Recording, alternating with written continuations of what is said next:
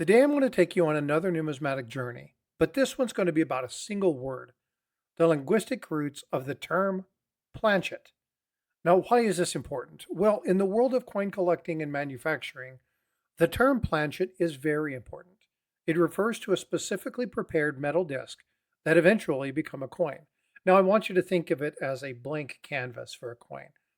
Now, the disc is a crucial step in the coin making process, showing how the metalwork and machine technology have improved over time, all to do two things: make the coin better and more efficient. In today's video, we're going to explore where the word planchet comes from, tracing its history from old languages to how it's used today. We're going to look at how the planchet has developed over time, and we'll talk about its importance in making coins. The goal today is to explain why this term is used universally in coin production and why it's such a key part in the creation of money. So, where did the term planchet come from? The word planchet first appeared in coin making in around 1600, specifically 1605 to 1615. The timing shows when the language used for coin production really started to become more official. It directly comes from the word planchet, which is French, literally meaning a small board. Now, the small scale meaning highlights that this is a flat object, compact, which is usually exactly what a coin blank needs to be. Planchet itself is a smaller version of the old French word planche, which has been around since about 1100, and it's also the source of the word plank.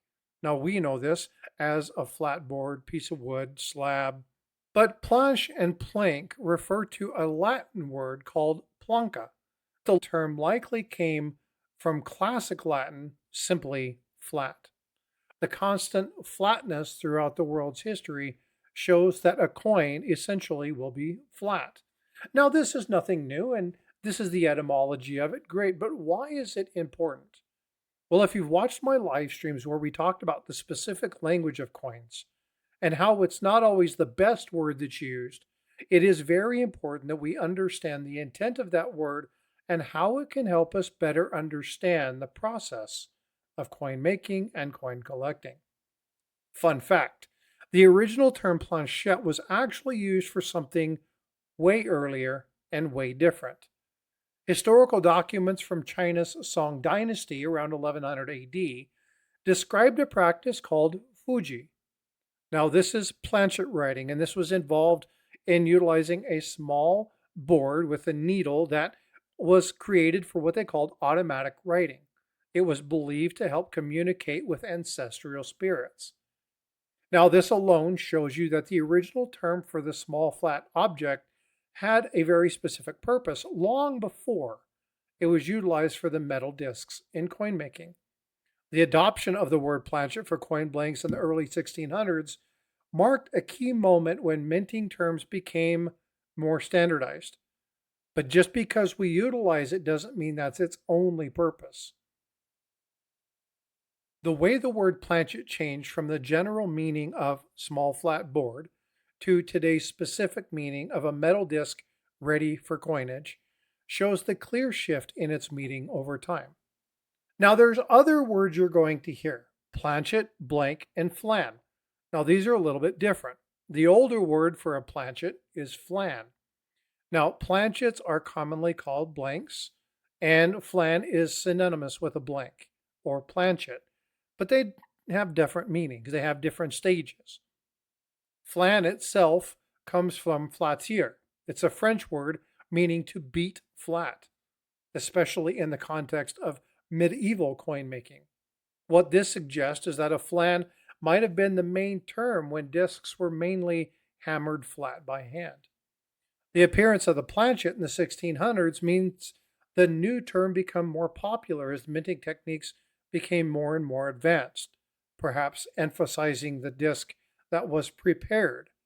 Meanwhile, blank remains a more general middle term for just a flat metal disc, sometimes used broadly to include planchets. The layering of terms shows that while they are often used interchangeably, their historical and technical differences really help us better understand not only how the coin making process is done, but how the vocabulary has changed over time. So, why is this important? Because it tells you where things are at in the process. So, let's talk about how it became standardized. The idea of a small round manufactured coin appears in three different parts of the world around 600 BCE. First, India, with punched marked coins. Second, China, with cashed cash coins. And then the third one is the Mediterranean region. For those of us from European descent, the Mediterranean is the one we're probably most familiar with. In ancient Mediterranean coin making, the early version of today's planchet was simply a blank piece of metal of a predetermined weight. Now, these early blanks were often heated before stamped. This was necessary because the metal that was used for the dies back then was often soft compared to today's hardened steel standard.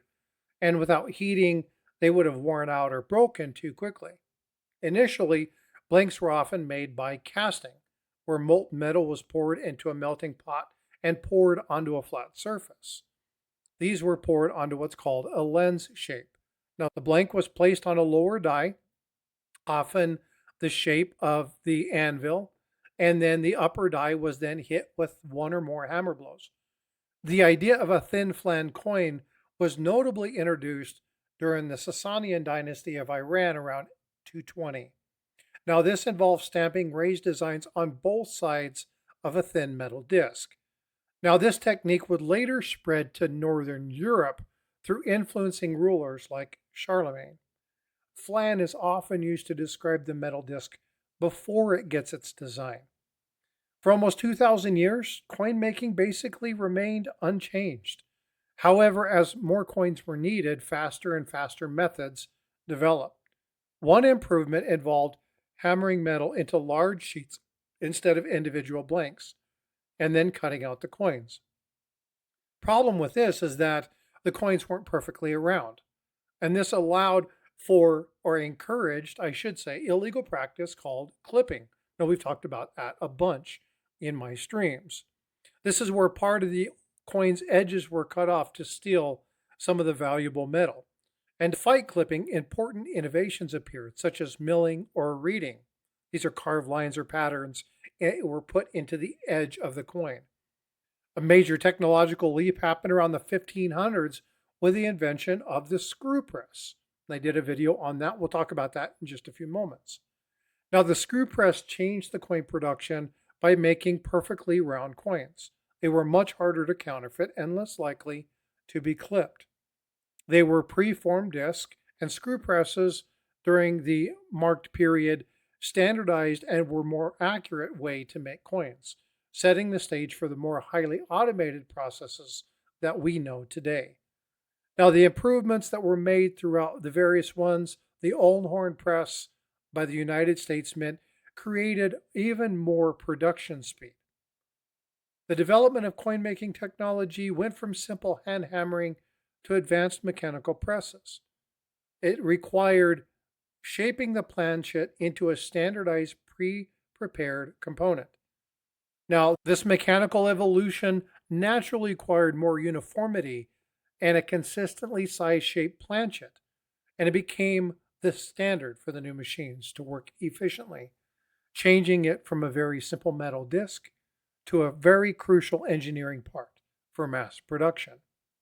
From its ancient roots to the flat to the specific adaptation of the 1600s, from the French planchet, from meaning small board, to the term planchet, has had a fascinating journey in meeting, ending with a precise definition of a prepared disc designed for a coin. The evolution mirrors the advancement in coin making technology itself, changing the simple look of the blank in ancient times to a highly engineered and standardized planchet that we see today. The planchet's careful preparation, including annealing, which is softening, upsetting, which is creating the protective rim, have strict quality control standards. It's essential for making the modern coins more durable, consistent, and stackable. Furthermore, their role in preventing counterfeiting and its distinct classification in coin studies highlights the critical impact of the planchet. So the humble planchet, the small metal disc, represented a rich history of language evolution, technological innovation, and economic necessity. If you want to know more about the various presses used in coin making, check out this video here. If you want to know more about the planchets that we use, check out this video here. Have a great day.